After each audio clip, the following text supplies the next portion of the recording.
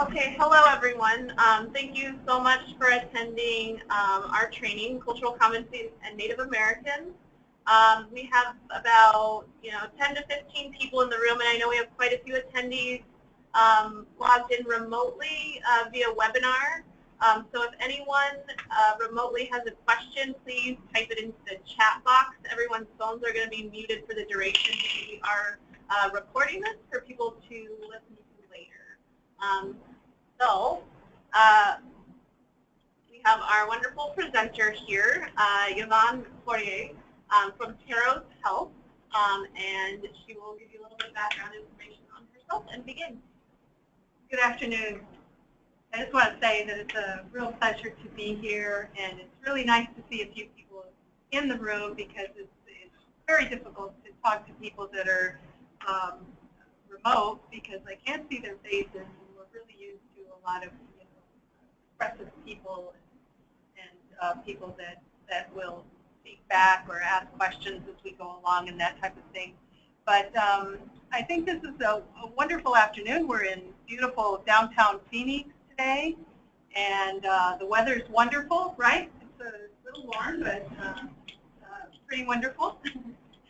So I want to welcome everyone here in the room and those that have connected with us today.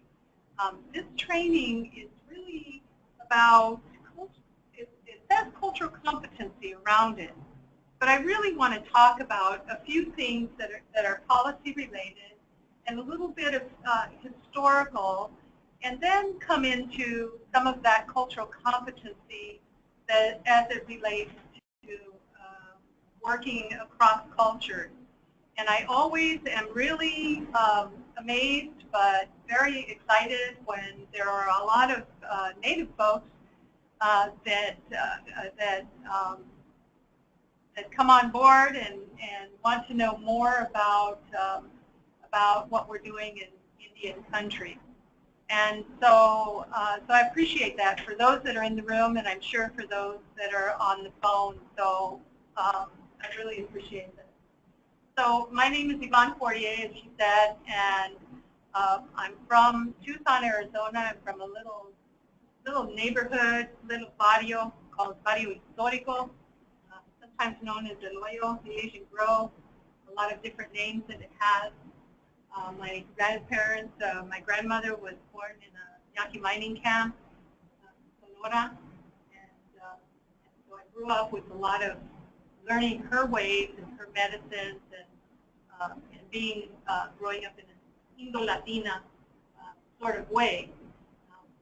For those of you that understand that partly Native and partly Mexican. And then I found out that my father was had some other backgrounds, and more recently I've learned more about that other side of my family, and so I want to acknowledge that as well, that French side, and I have family from Poland and Jewish family from Poland that I was excited about learning more about.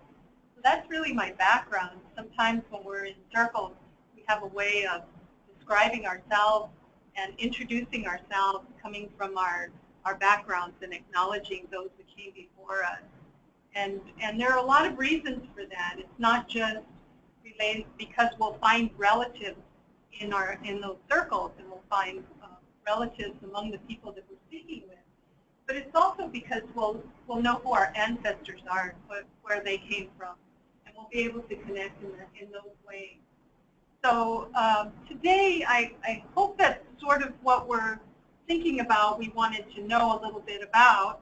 And I do want to talk about how we work cross-culturally. But this is really an important thing for me as I've worked over the years with a lot of different tribes, a lot of different people from tribes and villages that are different than my own, that we also need to understand about one another and about each other, and people have many differences and they have many similarities. And for folks that don't work with Native people very much, a lot of times I think that people have a lot more common ground than they really think. So we'll just get started here with, let's see if I know how to, what I'm doing with, moving this forward. Okay. All right, so a little bit of technology here. I'm a little technology challenged. I like to think that I know a lot about technology, and then suddenly I get challenged in this way. So I just want to look at a couple of things, both from OMH, means the Office of Minority Health. So you see that in a couple of my slides. You'll see IHS, Indian Health Service, on a couple of my slides, and you'll also see BIA, which is Bureau of Indian Affairs. So when you see those, you kind of know that. So there's an estimated 5.2 million people that are classified, and as you can see, one of the big points here that I like to note is that 60% of American Indians and Alaska Natives live in metropolitan areas. One of those things that I want to say about that is that I may go back and forth here with Native American and American Indian. Those are both terms that are commonly used in Indian country and commonly used both urban and rural settings. So either one is okay. The American Indian and Native American and American Indian, some people prefer one or the other. Just ask if you're wondering. So, and then we have 567 federally recognized tribes.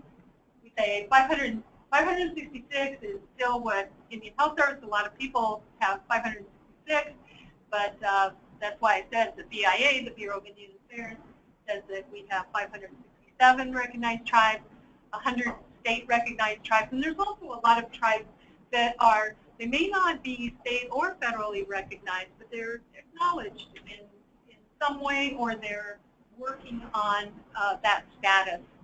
And then lots of folks that reside in non-Indian areas, and 600,000 that are served in urban clinics. So a lot of these studies show that there's poor health, limited health care options, social determinants of health are really affect and impact the urban population. Not just the rural population, but those that are living in urban areas. So here's Arizona. So we look at the census numbers, the most recent census numbers, and these are the numbers. But one of the things that I like to think about is there are unknown numbers of American Indians and Alaska Natives that are engaged in circular migration. And the circular migration is such that people actually live for their summer maybe in Navajo, or they go home, or you'll hear a lot of folks that are both working and living in the urban area that say, oh yeah, I'm going home. And you might think, is this not your home here? But really they're living in two worlds. They're living, both places are home, but home is that place that they go back to. And so this circular migration, a lot of folks, a few years ago, I can remember that we were talking about this in terms of HIV and AIDS, and how HIV and AIDS really wasn't that prevalent in remote areas of reservations. But because of this practice of circular migration, the folks would come in and live in the cities and live in the urban areas for a while, and then go back for the summer, and they might hook up with somebody, and then it was passed along like that. And so those were the things that we kind of had talked about, you know, in the past, about how that came up, how some of those diseases, some of the things came about for modern day times. So then there's also tribal sovereignty. Everybody's heard a little bit about tribal sovereignty. This is an inherent power of the tribal governments to make their own laws, and they're governed by them. And what this means really is that they're not subject to the laws, to the state laws, and the state of Arizona doesn't have jurisdiction in Indian country. So you've got to go through a lot of what the health department does is work with their tribal liaison to connect with the tribe and to sometimes to work things out when the tribal governments and different tribal governments have indicated that there are certain laws or rules or ways that that they'll govern. So, and then there's a huge difference between tribes. There's lots of, some tribes there's not so much of a difference. Sometimes you'll see in California some of the tribes up and down that grew out of came about through the mission. Those many of them are very similar. There's some similarities in the Southwest tribes, and much of that comes from even some of the language may be a little bit similar, but a lot of that is because of the connection to food sources and you know, eating the same types of foods and creating some of the same crafts and some of the same things that you need for living in those environments. If you're making certain pots, you've got lots of clay available, and you're making pots. You'll see that. You'll see that in New Mexico, where there's a lot of similarities among the tribes, but there's also these huge differences. And language being one of them. What do people live in? What their clan structure is? Is it a matriarch clan? Of course, their government structures and ceremonies and medicines, the way they use herbs and plants, their association with Mother Earth is similar, but it may be very different in the way they translate that for one another and the way that they practice their traditional medicine.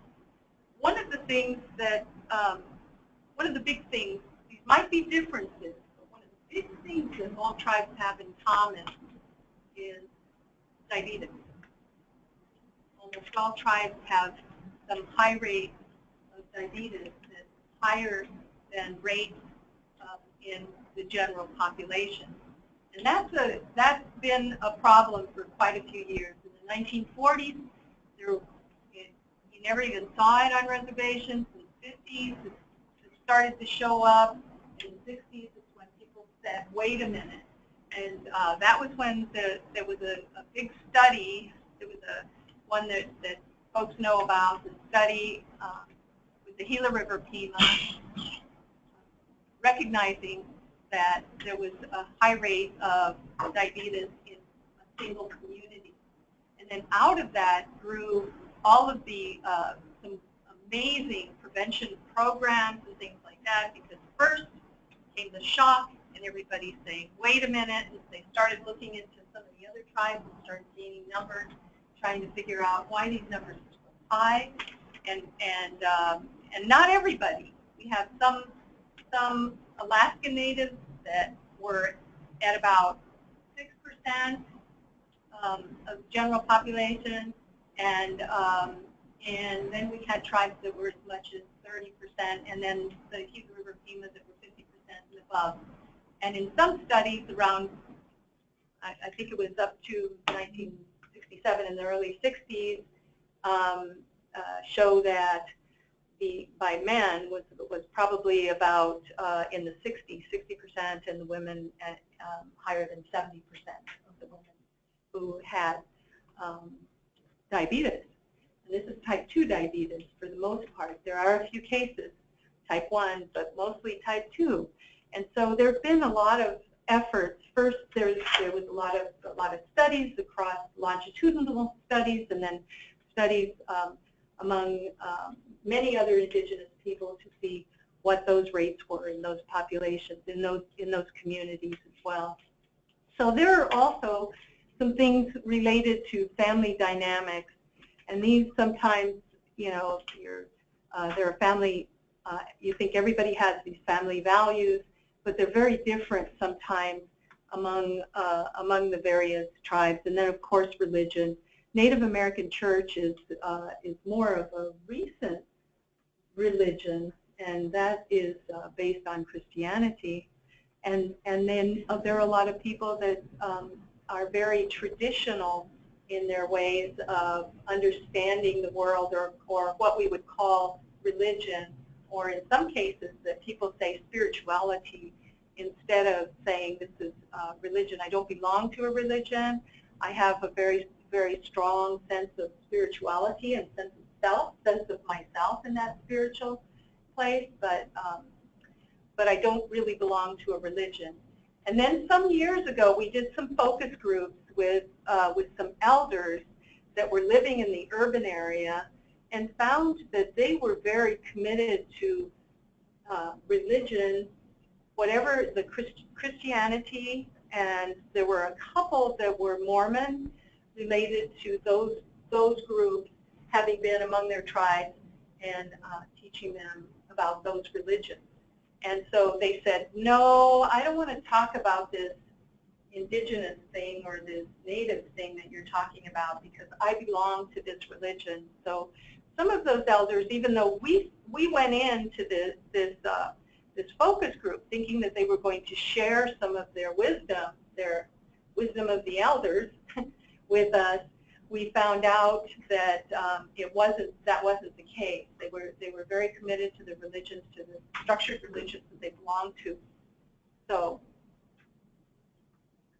the Indian Health Service is the principal federal healthcare provider, and I have just a couple of things right here that talks about the legislation and authorizations. The legal basis for federal services, here's a little checklist of some of those things that you can probably look a little bit deeper into if you want to for any of those things. There's a lot of information available.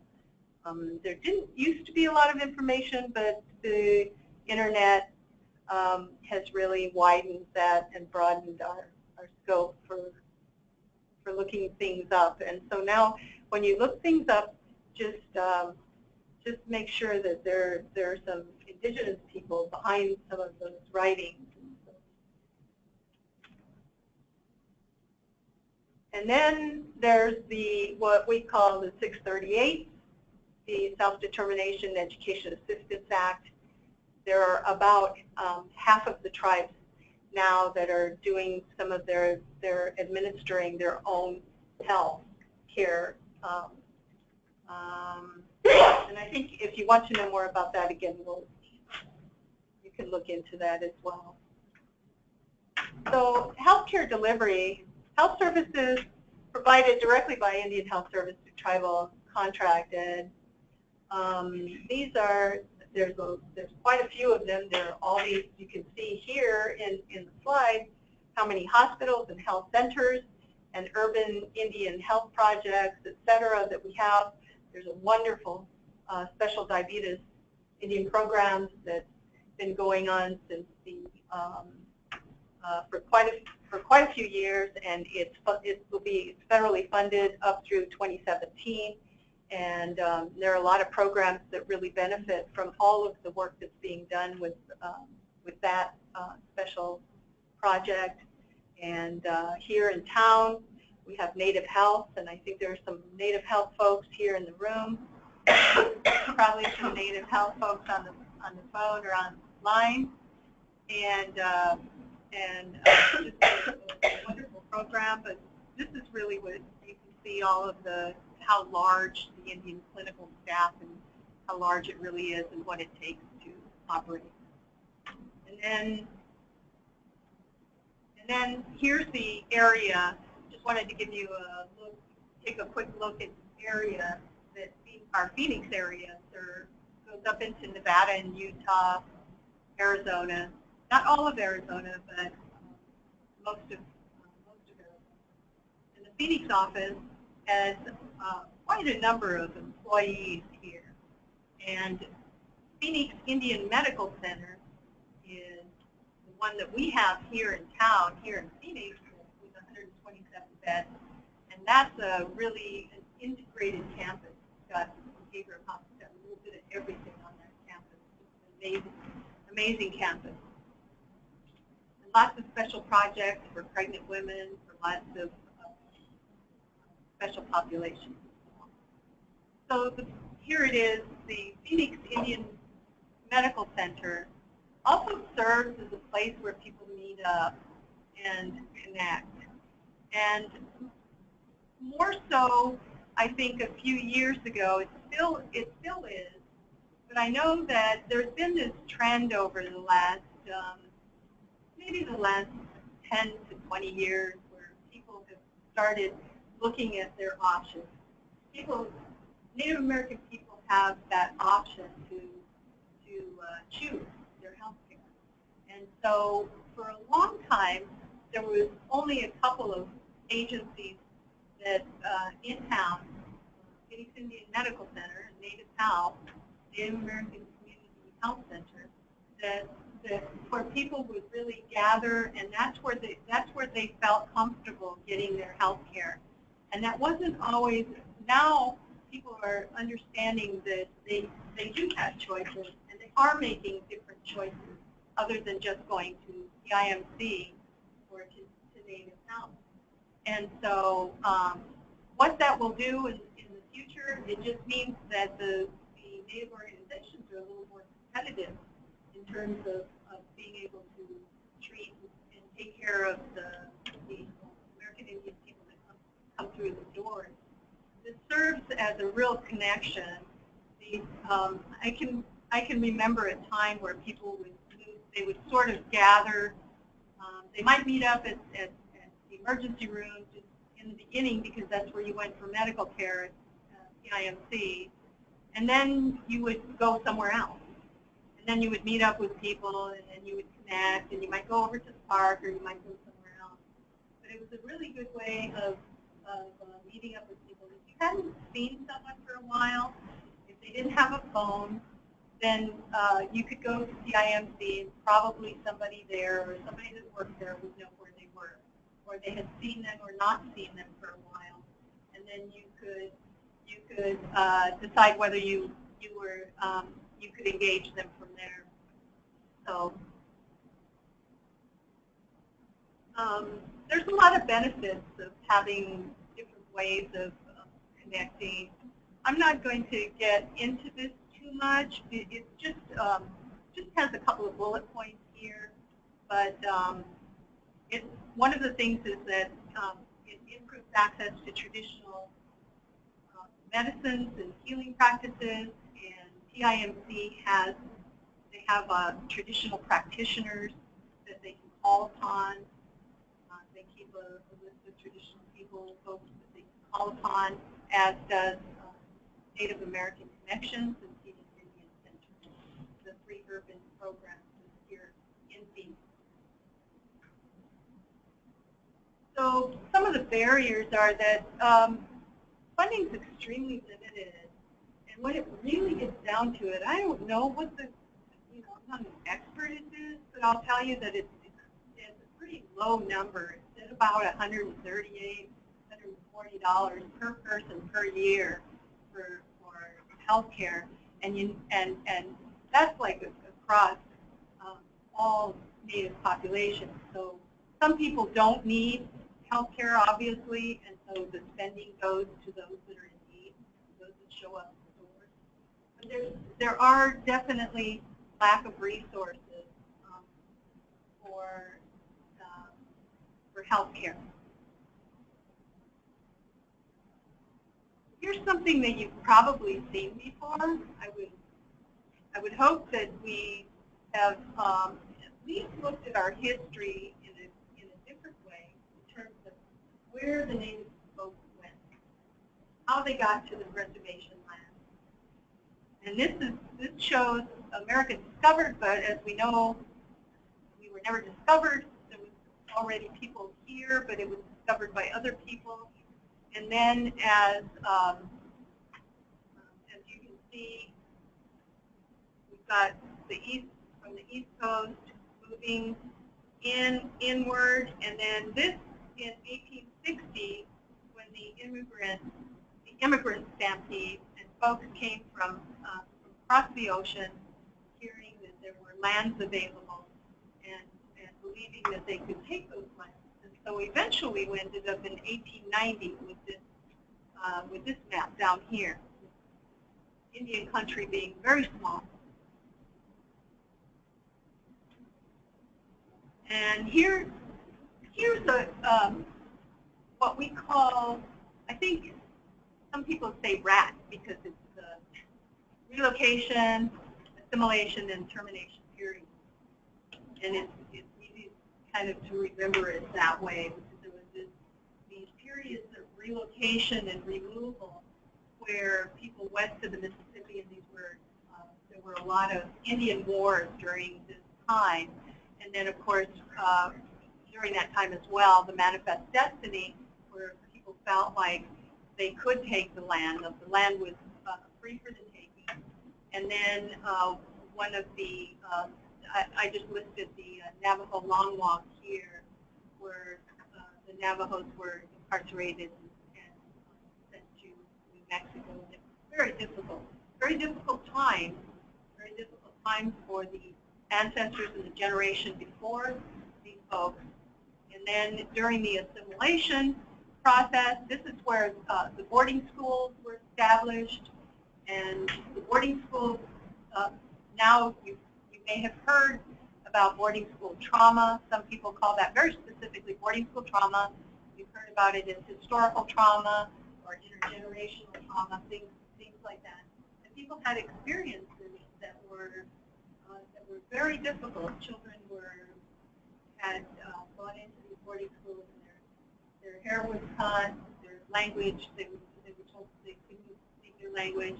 There's a wonderful boarding school exhibit over at the Earth Museum. If you've never been to that one, please go through that.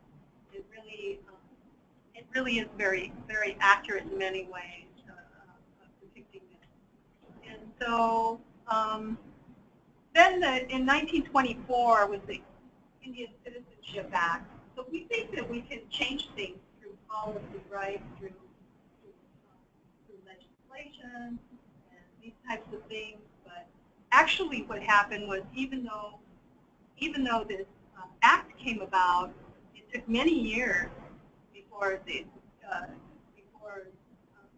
people could actually vote, and this was due to the states. The states had their own laws, and they wouldn't allow Native people to vote. So it wasn't until about 1957 that they actually started voting.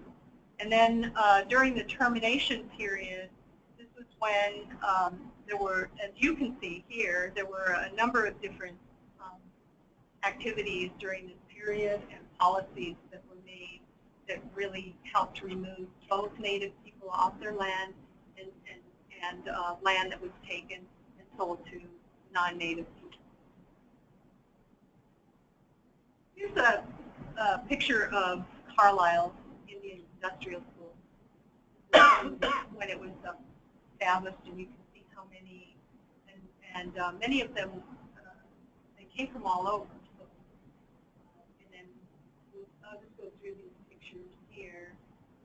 Here were a group of Chiricahua Apaches that arrived at Carlisle, and then the next picture, maybe you've seen some of these photos. This was a picture of them 4 months after arriving at Carlisle. These pictures are from Phoenix Indian School. So I just wanted to kind of, sometimes people think that it happened somewhere else, that we didn't have a boarding school here. So I just wanted to remind you that we did have a boarding school here, and it wasn't always as difficult. There are some people that I know that graduated from Phoenix Indian School that had some really positive experiences. Many of them did not, because they were removed from where they were brought in, they were assimilated, and so those experiences by themselves, being removed from your family or being away from your family, those things were very traumatizing. Not understanding the language, all of those things were very traumatizing. But there are people that learn skills, so when sometimes a couple of my friends who went through Indian school will remind me that it wasn't always that type of an experience for everyone. So historical trauma, and I've already mentioned that, it's really this Dr. Braveheart Yellowhorse coined this back a ways, and she talked about it as being this cumulative thing that was really sometimes we think about as intergenerational. A lot of times when I was coming up in the clinical world or learning about counseling and psychology, we talked about it as like this unresolved and intergenerational grief and loss, and coming from our past generation. And so that's really kind of what she talked about, but she also saw it as not just coming across the generations, but really this massive group trauma. Everybody had experienced this at the same time. And then historical unresolved grief is the grief that accompanies the trauma. And those were some things that she brought to light. She still speaks about these things. And since then, we've started to really look a little bit deeper into historical trauma. There has been the Wellbriety movement, White Bison. You go to their website,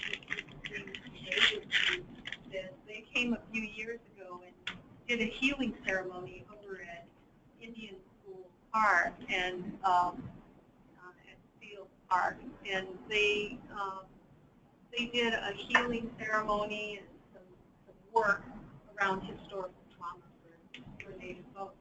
There's a lot of people that are focused on this. A lot of folks that are trying to understand it better. And as we're starting to learn about, as we're starting to match the science to some of the things that we know intuitively, then I think we're getting a better picture, and we're getting a better ways to engage people in services and to help those people who truly are asking for the help now, whether it's from a physical standpoint, physical health care, or behavioral health care, or both. So there's this, Sotero came up with this conceptual model in public health around historical trauma, around the theory. And so one of the things that she said was what I mentioned earlier, which is it made intuitive sense. Even though there wasn't a whole lot of research that was just focused on, okay, this historical trauma thing, yes, we can understand that you're probably feeling really badly and you have lots of symptoms of both trauma and maybe depression, some other things, and some physical symptoms that go along with all of this. We're not quite sure why, and we're not quite sure, we can't really say that historical trauma has this research, strong research behind it. So she tried to synthesize some of this, and it did a really nice job on this. And I think the next slide probably, or, well, it kind of gives this little information right here that the next slide will show you in a picture here. But the model posits that historical trauma originates with the subjugation of people, and so there's an overwhelming, these are the 4 things that need to be in place for that to happen so that it gets passed down from one generation, from the first generation on down. So these are the 4 things, and then the next slide, this next slide will show you that up at the top you have the dominant group and the subjugation of a population, and then all of those 4 things that were on the previous slide really affecting and impacting the first generation or primary generation. And then here are all those things, the trauma response that in working with people, either in an integrated setting or in a behavioral health setting, that this trauma response, some of this we're very familiar with. We're familiar with the physical responses that people have sometimes, and many times the psychological responses, the depression, just some of those things that tend to come up. Anxiety and depression are very, very common in ways like that. And then, as you can see in the social response, what happens? There are high rates of suicide in Indian country, and domestic violence as well. All of these things, and sometimes when in the social response we start looking at what we're learning more about the social determinants of health and how we address the social determinants of health in Indian country, and that you can see a lot of that right in there. And then it results in this breakdown of social structure of families and communities, and then is addressed or impacts the secondary and the subsequent generation. So that's the intergenerational transmission that you can see in this slide here of what happens. And you can see in this little short list perhaps about the psychological, genetic, environmental, psychosocial, all of these things, legal and social discrimination. Social discrimination is really one of those things that impacts. We've looked at stigma by itself and looked at some of the things that people have been impacted by just related to stigma alone. And so that's your subsequent generations. And then ACEs and epigenetics. We're doing some work around that now, right? The adverse childhood experiences. We have this huge study that was done by Dr. Anda, Dr. Folletti at Kaiser Permanente, and a large number of folks answered these questions, and we found that their physical, the things that were going on with them physically were, they could connect back to these adverse childhood experiences that they had. So here's one through the 2014 Behavioral Risk Factor Surveillance System. Here's one thing where they were asked if they had experienced any of the 9 types of ACEs, and you can see that 72% of American Indians experience at least one ACE. That's the highest group. And then I think Hispanics at Hispanics at about 67%. So Native Americans, here's a couple of things that I found that were related to that as well. And one was that Native Americans disproportionately experience these ACEs and have these high rates, once again, of not just the depression, anxiety, and suicide rates, but also substance use disorders.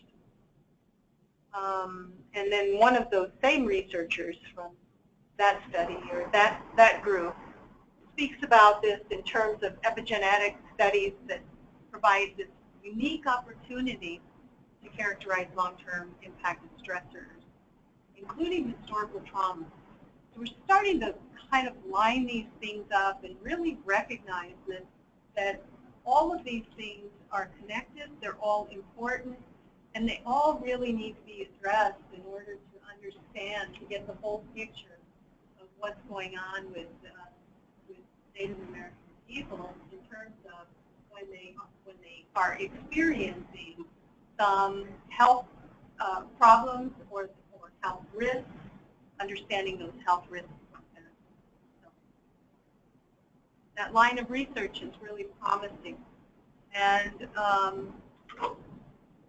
then just kind of to switch gears a little bit and understand this other thing that I think goes on with Native people, this sort of distrust, and it feels like a very inherent distrust that Native folks have of other populations. And one of those things was the Havasupai tribe in '89. I'm not sure if everyone is aware of what went on, but it was pretty highly publicized. And these researchers from the Arizona State University they had taken some blood samples and they were trying to find this genetic link to diabetes. And then aside from that, they weren't successful, but they ended up using those blood samples for other purposes, and those purposes happened to be taboo to the hematocyte. And they did not even know about it. They didn't know about it, and there was a member of the tribe who was in a, she was at a conference, and she was hearing about this, and she was outraged. And so she went back to the tribe, and they talked about it, and then they started this huge legal, they started this huge legal battle, lawsuit against Arizona State University. One of the issues that happened, though, in this whole thing was that it was settled out of court. And when something happens like that, we know that it no longer sets precedent. It's not in the law book so that people can go back and say, well, this case, and quote that case. So it's rather difficult. I always find that was really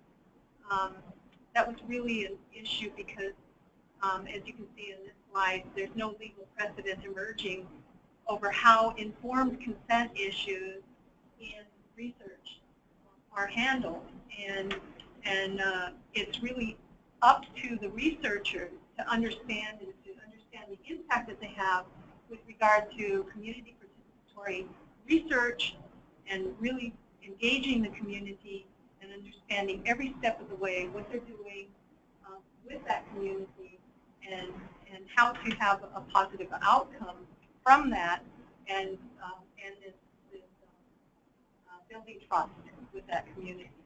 And the other case was, there was another, it's not the only other case, but one of the other famous cases was in Canada. One of the tribes in Canada who samples were supposed to be studied for arthritis, and then the samples were used for many other things that the people hadn't given consent for. And as you can see, Dr. Ward published over 200 papers in his career based on some of his findings with those samples. And he also shared those samples with other researchers. And so eventually the blood samples were returned back to the tribe, but not until they discovered this and then requested it back again. So you can see where, you know, something like this starts saying, "Oh, we trusted you to come in and help us," but then you did this. And what are one of the things that around the migration, say for example, that Havasupai were looking at? They were looking at these migration patterns, right? And what are one of the biggest issues around that? Is that tribes are they know their history, they know their creation stories, and things may change based on somebody finding out that there was a different migration pattern than they've come to understand, and perhaps their whole history gets turned upside down, and that's really very devastating to a group of people, any culture, any group of people like that. So this is one of the other reasons that there's a lot of with these cases like this, that people need to really be cautious in the way they approach those things. A few tribes have benefited or had results returned. Similarly, with a lot of research that was done in the past, not so much anymore. I think that there has been another layer of accountability, and so I think it's getting better. And then the National Congress, if you want to take a look at their website, National Congress of American Indians, they have developed this guide for tribes so that they can look in their own, into their own hearts, into their own consciousness, so that they can understand what they should do about research and what they might want to do going forward. But there have been some good things that have come out of research. And one of the things that we see here is this quote out of the Navajo Times. It says, "We're not really anti-science. We merely want research conducted on our terms." And again, that's what I say about community participatory research being a really great thing going forward.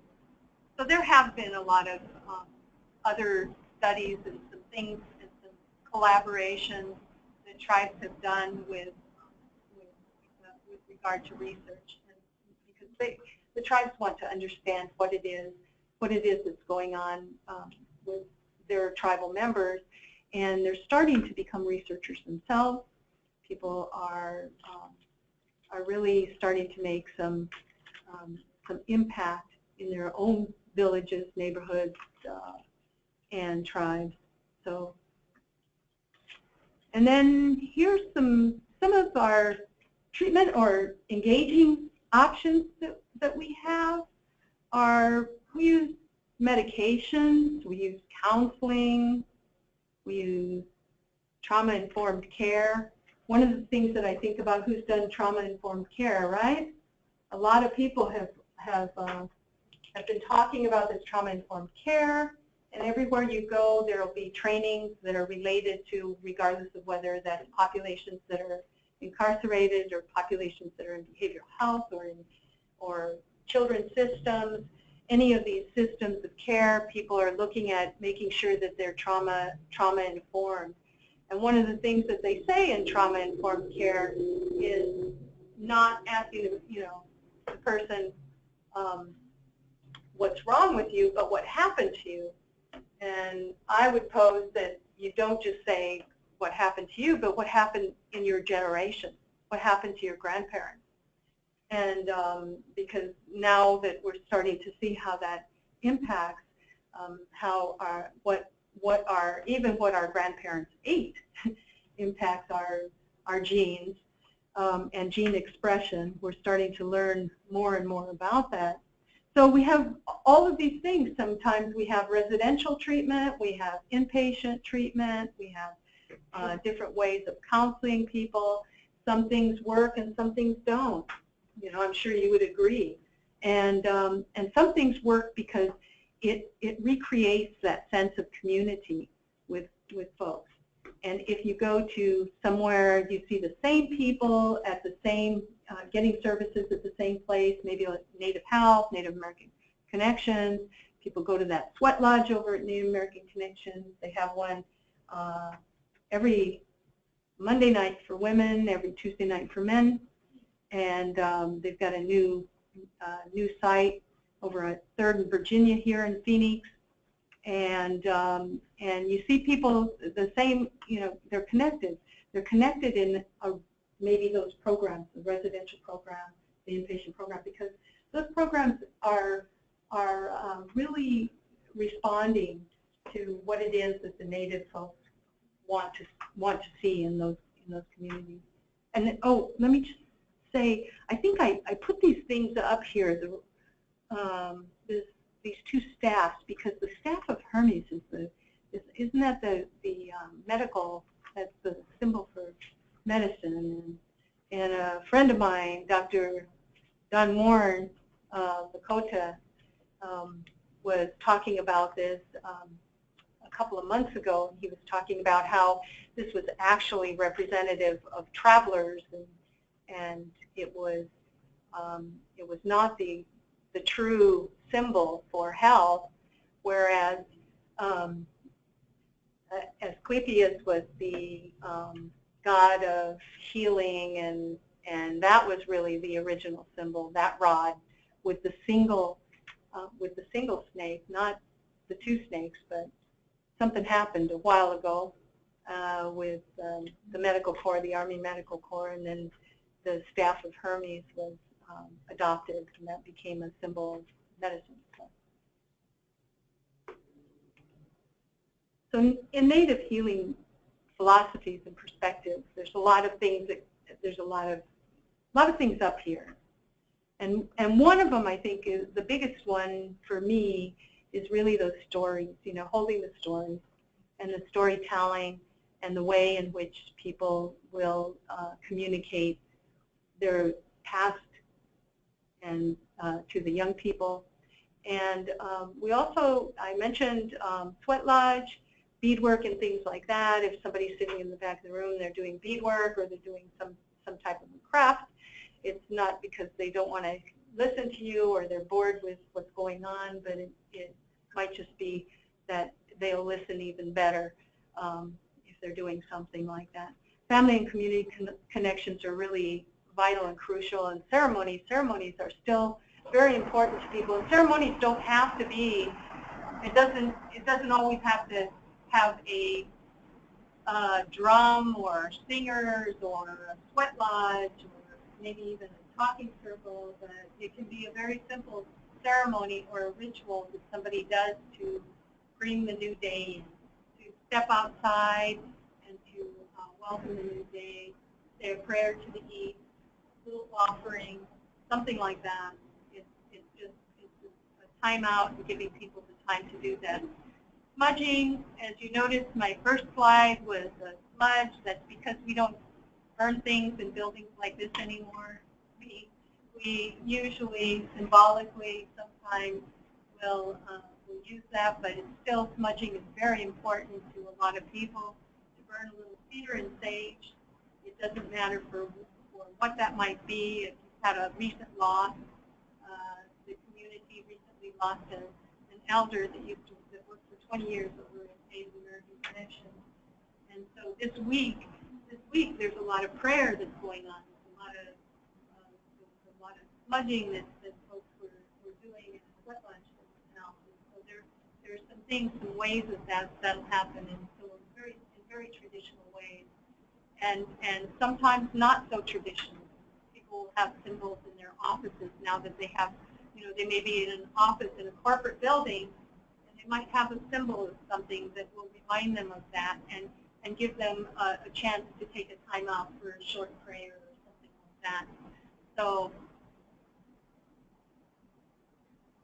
then some of the mainstream, it's not really versus behavioral health support, it's in conjunction with, I would think. And as you can see here, this is sort of the difference between a bag of medicine and a medicine bag.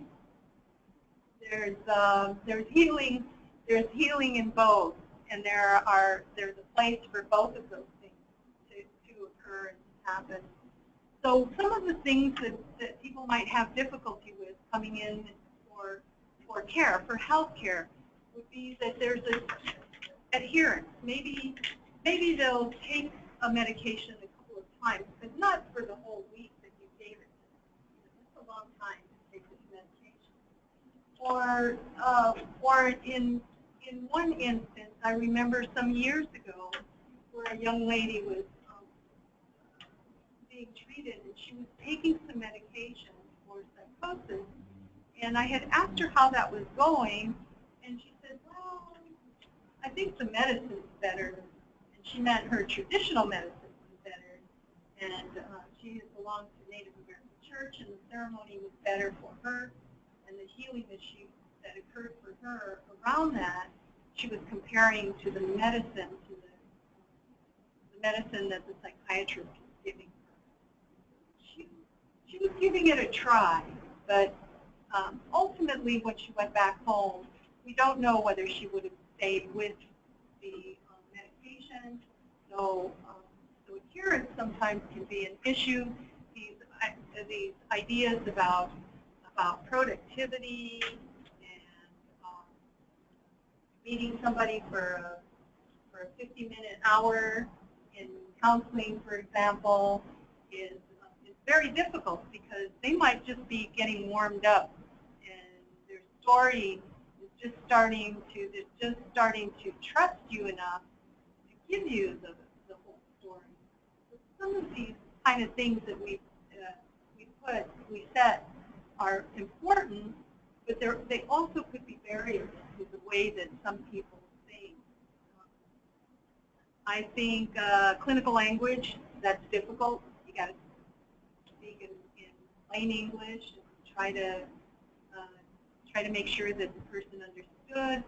I know in some communities where somebody is, they're very polite and they'll say, they'll nod their head, but they really didn't understand what your instructions were. And then again, I just want to reiterate about the true story, that you can't get the true story unless you've given yourself enough time and you've built that trust and rapport and have respect for the person that you're working with, that you're treating them respectfully in that way. So some challenges, of course, around diagnosis. What does that mean? If somebody tells you this is what you have,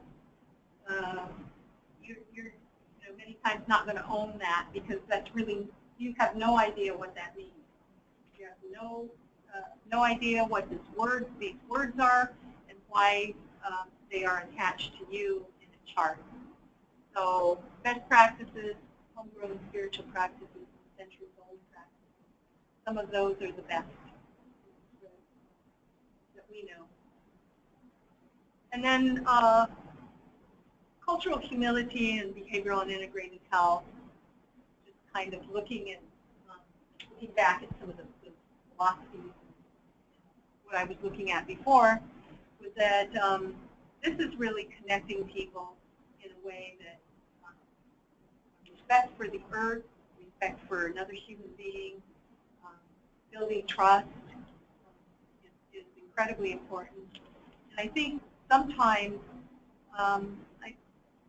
I know recently somebody was talking to me about that they had to get a drug test, that their client had to get a drug test, and she didn't want to do that because they were doing hair follicle testing. And that person just was shocked. They didn't want their hair going off somewhere, and they didn't have control over that. And she told that caseworker, because the caseworker didn't understand, and she told that caseworker, well, I don't know where this, somebody could do something with my hair. Somebody could witch my hair, or do something to it, and then I'll be in real trouble, and then I'll be worse off than I am now. And so having respect for how that happens. Then Two-Spirit, some people, LGBT folks, there's a lot of LGBT folks in the urban area. There are lots of LGBT folks on reservation, and how the tribe, how they communicate their, I guess their respect for people within their tribe varies from one tribe to another. There's still a lot of shunning. There's still a lot of problems that go on in Indian country related to LGBT folks, and in some they're very welcoming. And I've seen folks that are in positions of maybe even positions of power in healthcare settings. In one young transgender individual on a reservation that's loading luggage on the helicopter. So it just depends on the tribe and what their values are around that. And so it's very different. But there's always a sense of community, and there's a way that the community deals with it, either positively, negatively, however that is, and they live with that.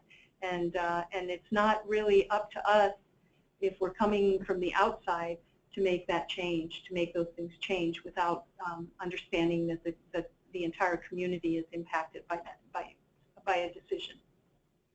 And then just engaging Native American folks in services, looking at this list of things, that recognizing these things, not just, as I say here, recognizing individuality and cultural connection, that even though there is, I've used the word individuality, there's also a greater, sort of a ripple effect, and goes out to the family and the communities of people.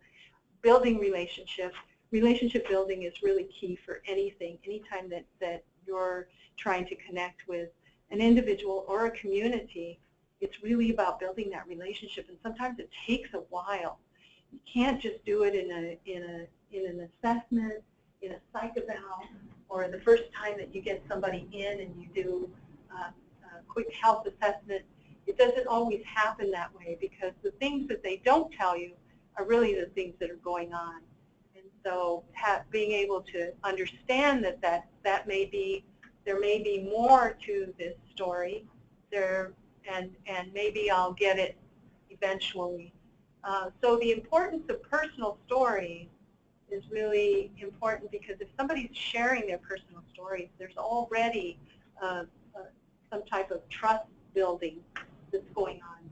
And as they begin to tell their personal stories, you start writing it down in your little assessment squares, because it'll fit in there somewhere. You don't really have to take things in the order that your little forms are what's on your little forms.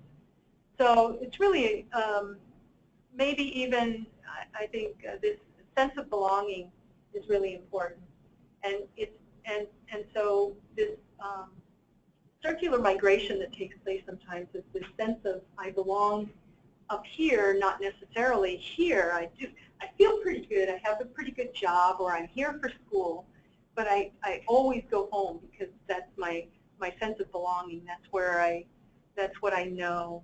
And so all of these things, there are, I guess, kinship, choices, having respect for a person's choice, even though it may be difficult for you to understand what that choice really is. Ask the questions and have that respect for that the answer will come in time.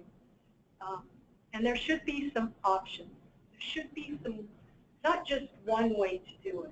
This is the medicine that's going to be best for you, or this is the treatment or the intervention that we found that's best for you. It's not always that.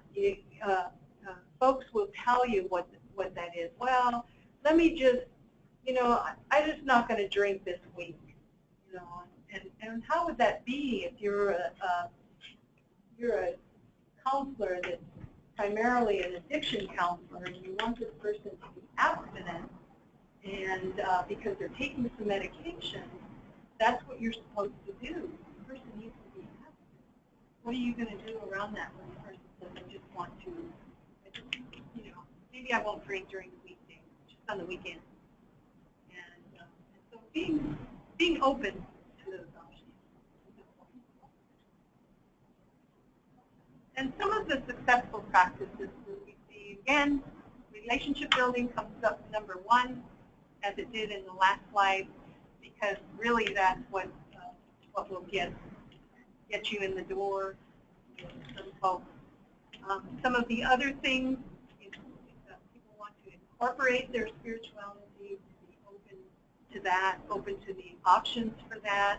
Nature and animals, there are some things that people, we think nature and animals is all wonderful, but I remember a time that we took some young people to the zoo, and then there were animals there that are taboo to specific tribes, and so we had to be cautious about where we took the children, and making certain that we were aware of that ahead of time. So some of that, music and art, lots of expression, lots of ways to express oneself in those ways, understanding what a person, where they've come from in terms of their culture. A lot of times people say, where did you come from, right? Where are you from, right? You hear that, where are you from? And if you say, oh, I'm from Idaho, that's really not what the question is. The question is, where are you from? What's your background? What's your history? Where are you from? And sometimes you can, just by a simple question like that, get to know folks a little bit better. So peer support is really important. We have lots of, what is it, community health workers, navigators, peer support, promotoras. There's a lot of other folks that have been through the service, have received that service, understand it, were recipients of something, and so they're able to give back and able to understand. So really taking the time to listen and learn from that individual, because they're the experts about what they know, what their background is, what they are about in terms of their culture. So here are some layers of understanding. Understanding a little bit about systems, maybe policies. What are some of the barriers that are related to the resources? All of these kinds of things. What's going on in Indian country in terms of economic development? Because some tribes have greater economic development, or really working on the housing end of it, focused on some of the social determinants of health again that we know about, which primarily many of those things fall into that transportation and housing category. And then looking at the impacts of all of those things, the historical trauma, intergenerational grief, the epigenetic, and the adverse childhood experiences. There's a lot of work that's being done around that and around gene expression. And as I mentioned earlier, when we think about what are, not just what our parents and grandparents experienced, because we can see that diabetes all by itself is very traumatic for a lot of people. There's a co-occurring depression, anxiety. There are a number of things that go around diabetes. And there are very few people that I know, Native people that I know, that could say they weren't impacted. And I don't know who they are. Almost everyone that I know will say that they were impacted in one way or another. They've had family members that have died. They have family members that have lost limbs to diabetes. And so all of that emotionally not just impacts you with regard to your behaviors or your outlook, but it will impact your physical health as well. And I know that you can ask just about any Native youth now, you have diabetes, and they might say, what do they say? Not yet. They don't say no, they say not yet, because now that's what they know. So when we think about the things that the impacts of these things, how important that is. Understanding the vast differences between tribes. And it's not just that things are similar, because some things are similar, but there are huge differences in tribes. There's a tribe in California where their membership is 6, and then there are memberships that are in the South. So what are the research trends that are going on in indigenous communities? If you really want to look some things up and find out, there are a lot of groups, organizations that are focused on some of the things that are going on. And what are barriers and problems? So any promising practices that come along, it's not always about evidence-based practices. It's about these promising practices, the ones that are emerging, that seem to be working. And if we take the time to just allow those and help those grow, we're all advocates. If we're not Native people, we're advocates of Native people, I would hope. And then we can use that advocacy, we can use the strength of our advocacy to help these promising practices in ways that will continue to serve indigenous people. And walking in two worlds, understanding that people hold things, they hold a different respect for you. And there are layers, there are also layers, say, when someone is considering, say for example, there's this young boy that was sitting in a circle once, and he was sitting in a talking circle with a bunch of other young children, and they were passing, kind of talking about what they wanted to be when they grow up, and they were passing the feather around, and each of them would take that feather and talk about it. Got to one place, one little boy, and he said, what are you going to be when you grow up? He said, a man. And that's what we, you kind of laugh. It's that's pretty cute. But really, he wanted to grow up to be a man. None of the men in his family had. Suicide was so prevalent in his community that he just didn't know that. So when you know that people, they also, many people have this oversight that we don't know about. We don't know what that oversight is. Is it the creator? Is it your mother? Is it your community? Because you might have somebody that's working in your organization who's calling their mom every once in a while because they just moved. They've been living here only a couple of years. They call their mom and say, "Can I do that? Can I do this?" Or they're asking me to do this, and can I do that?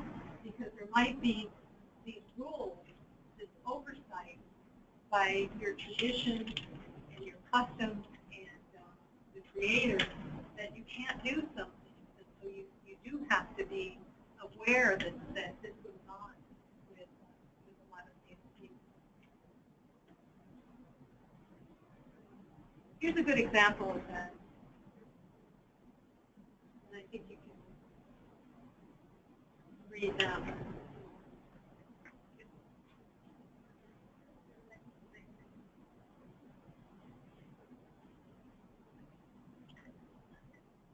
You get to the same place, right?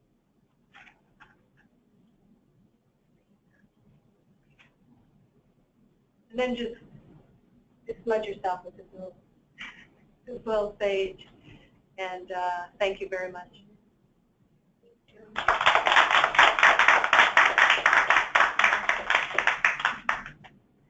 So we'll go ahead and open it up for questions or comments. If anyone has anything they wanted to say or be addressed. And then Meredith, if you can let us know if there's any questions online.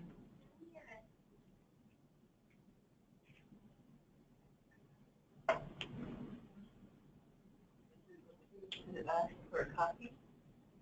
Oh, sure. Yeah, I can get a copy out to everyone. On that language. Yeah. Sure. Yeah, I had a note about, we talked about, but about boundaries. If you could just kind of go into that a little bit.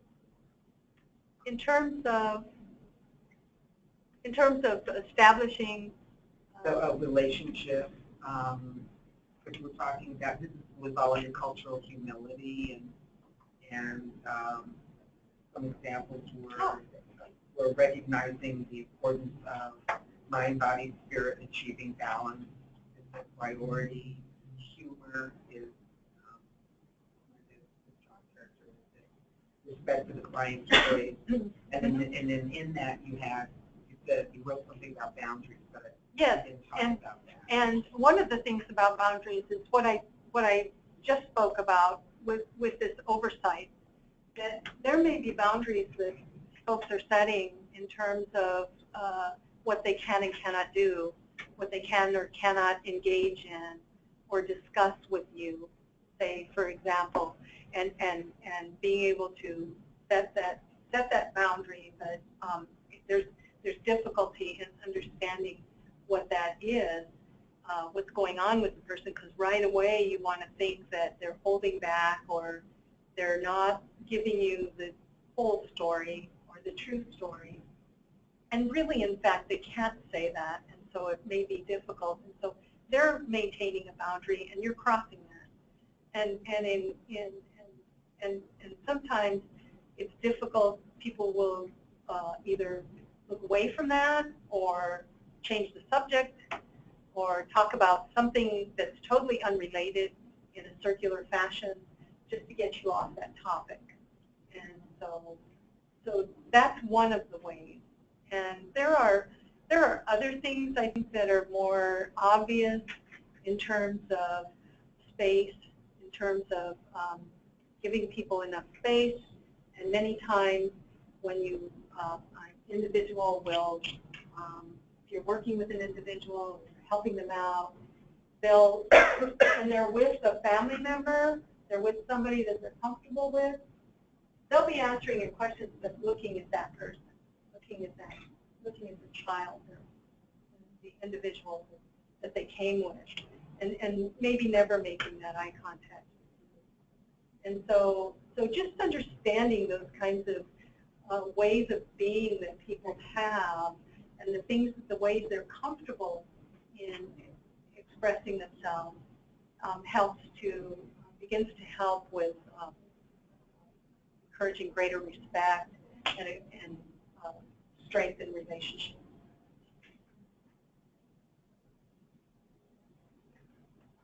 Something else? Excuse me. Regarding stigmas discussing mental health, I hear today don't talk about it. I've also heard from elders perhaps 3 to 4 generations back that mental health was talked about, so there was no stigma. What are your thoughts? That in terms of, I'm not sure I got the whole thing. There are 2 parts to that. So elders from 3 to 4 generations back say that mental health was talked about and there's no stigma. She's hearing today to not talk about it. She's saying, what are your thoughts? I think again, it depends, because there's a vast difference in tribes and what people believe to be true. I know there are some folks who in the past it was talked about, and there may not be stigma because you just took care of your family members. You took care of them, and you understood that they were the way they were, and whatever that is, and the family took care of them, and the family understood their behaviors, and their maybe not the greater community, but their smaller community understood that. And so there was really nothing more that was done. There weren't fingers pointed and things like that. But really, when you're living again in 2 worlds, and if somebody is living away from their support, and there really is quite a bit of stigma around mental health in many tribes. I don't say all, but in many tribes there certainly is.